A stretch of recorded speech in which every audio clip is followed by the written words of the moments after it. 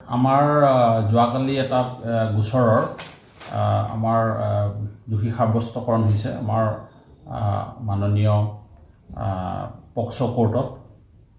এই গোচৰটোত কৰাইগুৰি ধৰমটোল তাৰে এগৰাকী মহিলাই গোচৰ দিছিলে তেখেতৰ নাবালিকা ছোৱালীজনীক ধৰ্ষণ কৰা বুলি, আৰু সেইটো গোচৰৰ মানে ট্ৰায়েলৰ পাছত মেঘৰাম পাটৰ বুলি এজন ব্যক্তিক 8 বছৰৰ কাৰাদণ্ড দিছে। এইটো আমাৰ যোৱাকালি এইটো কনভিকশ্যন অৰ্ডাৰ হৈছে। আৰু এটা গোচৰ ঠিক তেনেকৈ আমাৰ যোৱা মাহত হৈছিলে, যিটো গোচৰত এগৰাকী মহিলাই ঠিক তেনেকৈ তেখেতৰ ছোৱালীজনীক এজন ব্যক্তিয়ে ধৰ্ষণ কৰা বুলি গোচৰ দিছিলে। এইটো গোচৰৰ ক্ষেত্ৰতো 20 বছৰৰ কাৰাদণ্ড দিছে। এইটো গোচৰ আমাৰ যোৱাকালি কনভিকশ্যন হৈছে।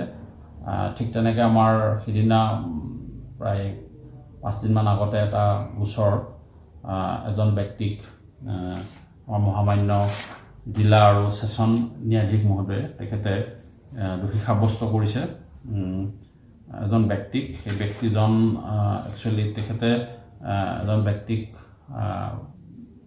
মৰিয়াই গুৰুতৰভাৱে আঘাত কৰিছিলে আৰু পিছত মৃত্যু হৈছিলে তেখেতৰ চিকিৎসাধীন অৱস্থাত। আৰু সেইজন ব্যক্তিৰ বিৰুদ্ধে সাক্ষী প্ৰমাণ পোৱাৰ পাছত 20 বছৰৰ কাৰাদণ্ডৰে দণ্ডিত কৰিছে। তেখেতৰ নাম আছিলে মোহন বৰদলৈ। গতিকে আমাৰ এই ধৰণৰ কনভিকশ্যন হৈ আছে, আৰু যোৱা মাহত আমাৰ কনভিকশ্যনৰ হাৰ 25%, আৰু দেখা গৈছে যে আমিও ব্যৱস্থা কিছুমান লৈছোঁ যাৰ ফলত আমাৰ দোষী সাব্যস্তকৰণৰ হাৰ বাঢ়িছে।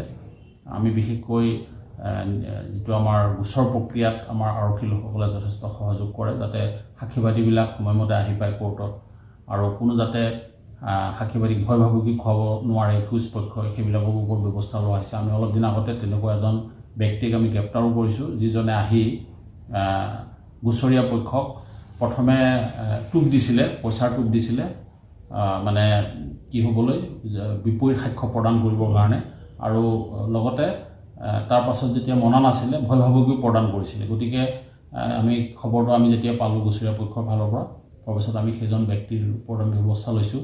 গতিকে এনেকুৱা ধৰণৰ ব্যৱস্থাৰ যোগেদি দোষী সাব্যস্তকৰণ যদি হয়, আমি যিমান পাৰোঁ বেছি কৰিবলৈ চেষ্টা কৰিছোঁ, যাতে ন্যায়িক প্ৰক্ৰিয়াৰ ওপৰত মানুহৰ আস্থা থাকে।